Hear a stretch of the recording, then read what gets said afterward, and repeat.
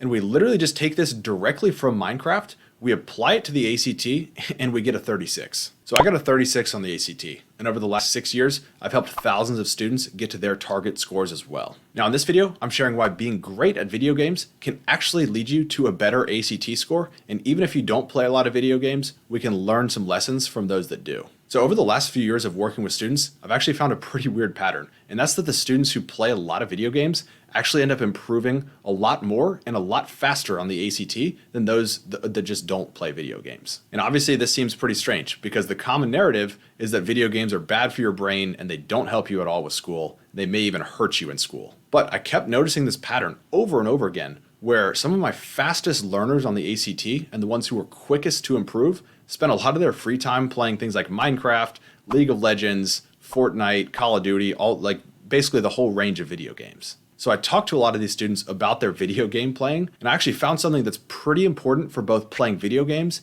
and for improving quickly on the ACT. And I think it's something that we can all learn from. So I want you to take this video game concept and bring it over to your ACT preparation so that you can stop wasting your time and become much more efficient on this prep. So first, let's take a look at the most popular video game of all time, Minecraft. And let's see why mining for diamonds has any correlation at all with preparing for the ACT. So for those of you who are unfamiliar, basically when you're playing Minecraft, you have a ton of freedom to do whatever you want. So what you have to do is you have to set up specific goals for yourself. Otherwise the game is just going to go nowhere and you're going to have no fun playing it. For example, you may say, hey, I want to build a really nice house for myself, or I want to make the best set of armor possible, or I want to just stack up as many diamonds as I can possibly find. And importantly, once you pick that goal, once you decide what you're going to do, you have to prioritize that goal over everything else. You can't just partially try and build a house and partially try and mine for diamonds at the same time. You have to pick one thing and make that your high priority item that you're going to go after. For example, if you're mining for diamonds, you have to go all the way down in the ground, like all the way down to bedrock, and you just bang your pickaxe against the same stones over and over again for hours at a time until you find the right place to find all of the diamonds. This is not an easy process that you just do for a little bit of time. You have to dedicate literally hours of your time to just doing one thing over and over again, banging your pickaxe against the same stones over and over again. Or if you're building a house, you have to put a bunch of blocks down in a specific order over and over again to see what you like, what you don't like, what the best design would be, what the best structure would be to protect it from invaders and stuff like that. You have to do this again and again. Also, once again, for hours at a time until you master the process and until you get really good at building houses and also like having the right materials and stuff like that.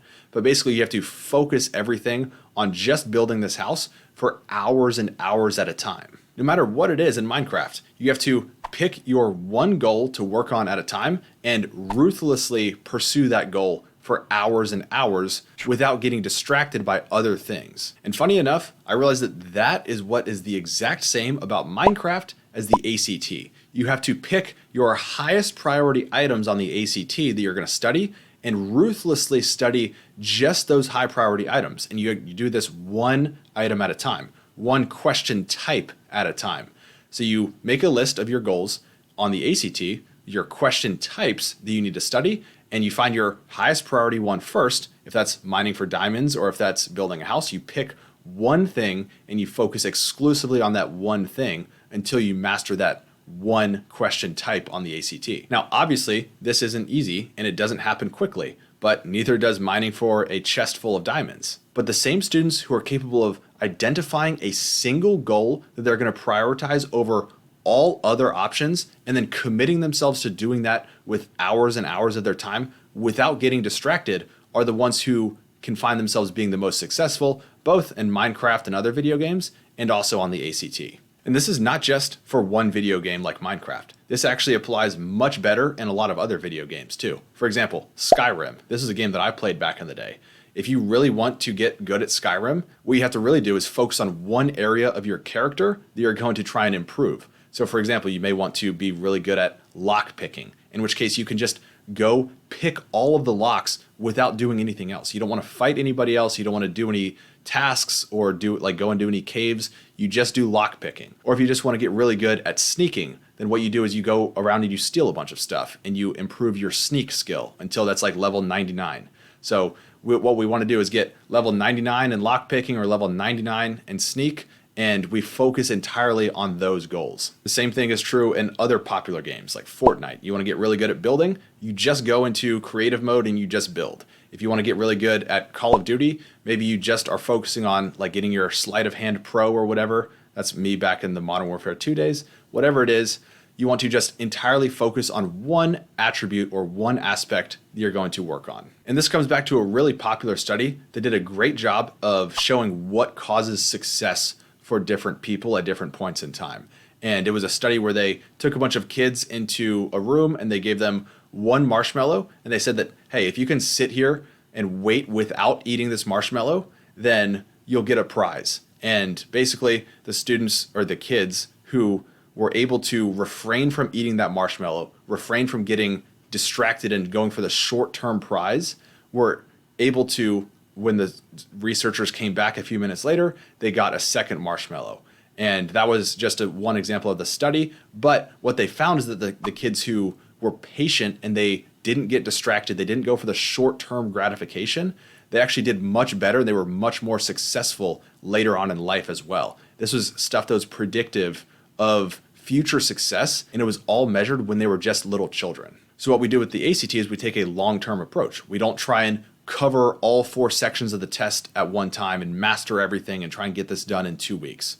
What we do is we focus on one section of the test, and within that one section, we even go narrower than that, and we go to one type of question, and we work on that one question type until we master it. And we don't get distracted. If we're working on reading, we just work on reading. We don't think about math. We just do reading. For example, I actually worked with a student who was easily distracted not that long ago. What we were trying to do was master one part of the science section so that we could then go for the other parts of the science section and just work on science for now. But he actually went back to school a couple days later, and he heard his friends talking about this new way to approach the reading section because they were all sitting around at lunch and talking about ACT reading, I guess. And then so he actually ignored a lot of his practice and what he should have been doing for one type of question on the science section, and he went and started working on reading, which we hadn't talked about the strategy for, and we hadn't really worked on or done any practice for that yet.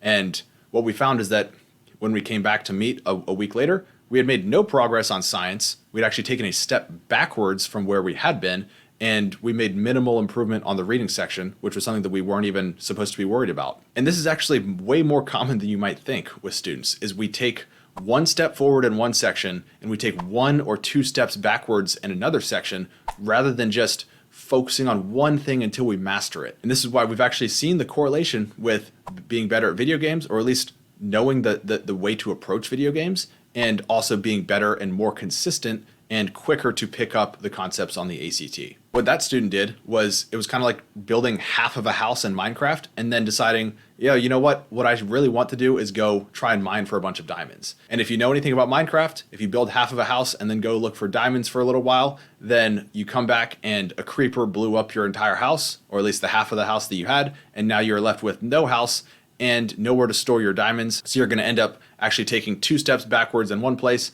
and not really even seeing 1 step forward in the other place. And so that's why what we want to do is prioritize one specific thing at a time, whether it's video games or whether it's ACT preparation. Now, if you want me to personally give your student all of the highest priority items that they need to work on and make sure that they don't get distracted, make sure that we're staying on track and we're keeping up with our study schedule, again, a study schedule that I create for them, then what you can do is message me over on Instagram. If you send me the word boost to my direct messages, that lets me know that you're interested in setting up a coaching plan. What we'll do is we'll set up a plan that works specifically for you and your student, and we'll take out all of the stress, all of the unknowns about planning and preparing for the ACT. Other than that, stay tuned to the channel, both here on YouTube and over on Instagram, for more great guides on how to improve your ACT score, how to get into the best colleges, and how to earn the most scholarship dollars possible. And I'll see you in the next one.